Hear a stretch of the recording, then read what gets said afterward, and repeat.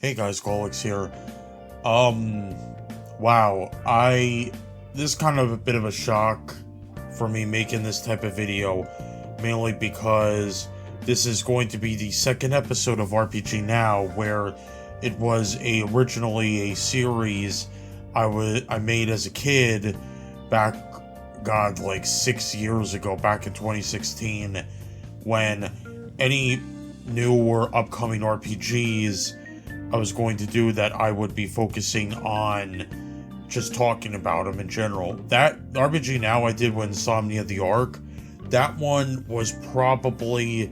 I stressed about that video for so long, and but I did the best I could in terms of the editing, but it's okay now. But anyways, I'm kind of doing a small reboot, if I can, with RPG Now. I only focus on RPGs that really interest me, so it's not going to be all of them, but this one is just going to be talking about, maybe, like, RPGs, like, it'll not only be focusing on current and future, RPGs that interest me, but I'll also probably would talk about, and maybe even review RPGs from the past that I absolutely love. So right now, we're going to be focusing on three quick topics. For this RPG Now, episode 2, is the new studio, Rebel Wolves, like made by former game director of Cyberpunk and Witcher 3. Then we're going to be talking about, real quick, the patch 1.5 and next-gen update for Cyberpunk, and then talking about my overall thoughts on Starfield, and possibly, I guess, my quote-unquote, what I imagine Starfield is going to be if it's like it came out perfect, as like, Phil Spencer wants it to be, even though, he's probably not going to do jack squat with it. Just give Bethesda money, So the first one is, like, of course, we're going to talk about the new studio, Rebel Wolves. Basically, Conrad Tomaszkiewicz, sorry if I butchered that name, is making a dark fantasy RPG. We do not know the name of it. I think some people are already getting confused about the name of it. Rebel Wolves is the studio. It's not the game name itself. Right now, I mean, he says, yeah, they're proud of their past achievements, they're hungry for more, they want to experiment, whatever. Basically, again, they want to try to make, like, pen and paper RPGs, or tabletop RPGs, so people don't know, is that they want to turn that basically into a video game. I don't mind that, but again, you gotta be careful. It can work. Like, I mean, as my friend Mo said, you could do it, like, with Daggerfall 2, Elder Scrolls 2. Elder Scrolls 2 is still a really great game. You could do it with Pathfinder. They did, like, 2 games that's good. You could do it, like, with Deadfire, Pillars of Eternity, or, Divinity Original Sin 2, and then they're doing Baldur's Gate 3, that kind of stuff. But obviously, I think, like, with, what the game director wants to do, so Conrad wants to do, is I think, like, obviously, he wants to do an action RPG, so, to me, like, I expect this to be, like, and take this with a grain of salt, because, again, we just got only let me go over here, we just got, as you can see, all we got is some concept art of, like, possibly either a preset character or a custom character. Again, we do not know what our character is going to be and all that. You can also see, like, definitely it's going that dark fantasy route with the different race character over here and the 2 humans. But, me personally, if you guys ever played the 18 vampire gothic game, Vampire, I almost imagine that's what it's going to be. But again, it could just be like a scenario. We could possibly be playing a completely different character, a preset character, a custom character. Again, we all have to wait for it. Right now we know that it's going to be on Unreal Engine 5, so kind of expect it to be like, quote-unquote top of the line in terms of graphics and all that. They say the same old, like, and not trying to already dish out Rebel Wolves. I'm just, like, being honest about it. It's like, obviously, like, they want to start, I think they want to start small at first, but they're going to get more experienced people later. Right now, they got, like, I think 80 plus developers in Rebel Wolves, but again, they want to get more out of it. Obviously, they don't want to do crunch. They don't want to do, like, the kind of BS the CDPR publishers were doing to them before Conrad and some of the other CDPR devs left. So, like, you know, it is what it is with these guys. Like, to me, I'll give, for now, I will give Conrad a bit of benefit of the doubt, because I love his game direction, especially Witcher 3. Like, I love that story and writing. Granted, I do think I like Witcher 1 a little bit more, but I think he directed that one, so either way, it's fine. So, the best of luck to his team, and I think, like, you know, we'll see how it is. And of course, like, I gotta say the obvious, because people keep fucking talking about NFTs. Like, he says, like, yeah, it's very simple, we won't have them in our games ever. So kudos to him. We'll probably make another RPG Now episode, or people, like, link me some articles. If there's any new developments, I will make, like, maybe another RPG Now episode regarding, like, more possible info on this, so stay tuned for that. Next one, we got the Cyberpunk patch 1.5 next generation update. I mean, it is what it is.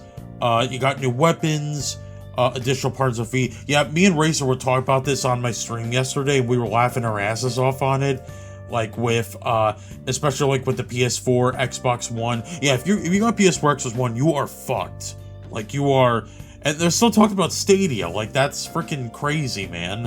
And it's like, I mean, I've got the PC, so basically, I get, like, new weapons, additional apartments, hairdressing mirror, rebalance the gameplay, economy, and loot systems, ray trace local shadows, various visual quality improvements, spatial headphone audio improved, crowd reactions and DualSense controller features like that. That one is, let me check. That one is, this stuff is kind of like, come on, man, we should have gotten this game, like, this stuff, like, day one, but you know how the publishers were like, oh, rush the game. You know, developers said to us crystal clear that the game wasn't going to be ready till like 2022 or 2023 or something. You know, would have sucked. I keep saying with that game, this game was announced way too darn early for it. But, you know, it is what it is. I'm gonna, like, I'll say it like this. I already showed you the most of the base features. If you do want to see, like, more info on this, I will put a link down in the description. Oh, actually, I will put a link down in the description, all the articles and all the other stuff that I've used, excluding the pictures, of course. Like, I already showed you pictures, like, that should be good. So you got this, and then that should be good. Alright, the next one, the last topic we're going to be doing is Starfield.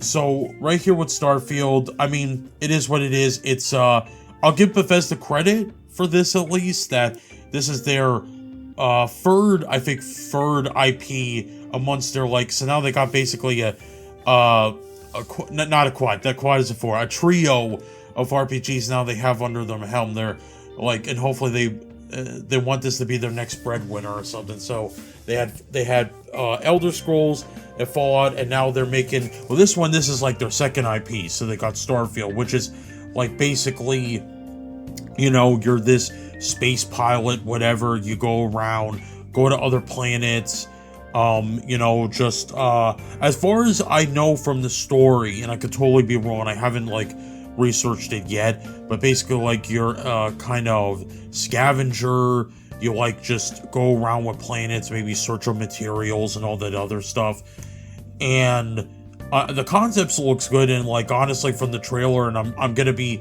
again, honest, it actually looks decent, you know? I mean, hey, like, it's weird. If Call of Duty can actually have decent to good graphics after, like, freaking forever since, like, Ghost, like, Ghost was fucking horrible to look at, but, now with their modern games, like, it's pretty solid. It's pretty solid. But, my overall thoughts is, with Starfield, and, you know, I said to myself over on Twitter and on Twitch, the thing is, like, what could Starfield do to impress me?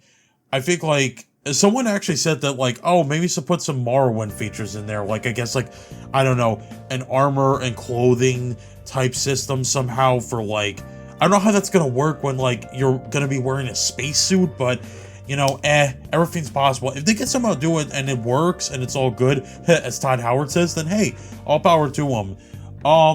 You you know, there's not much else I can think about in my head that would do it. I guess, like, yeah, just do proper RPG mechanics. Again, like, I know Bethesda hates Obsidian, but just look at how Fallout New Vegas does the RPG mechanics. You know, like, how stats work, how perks work, how traits work. Just look at that, and it's like, if you get that to work, then it's all good. Hell, look at Outer Worlds. Like, that system works pretty good, too. I really love the one in Outer Worlds where if you get attacked by certain creatures that you can, I think you can buff yourself up, but then, like, side grade yourself. So, like, you get buffed and nerfed at the same time, you know, so that's how it works. That'd be kind of cool if they did. Other than that, it's like, you know, might be a typical Bethesda game. I mean, especially with, their new Creation Engine 2. I keep forgetting if, like, because Bethesda keeps going around the bush, if Starfield is going to be the one that's going to have Creation Engine 2 or Elder Scrolls 6.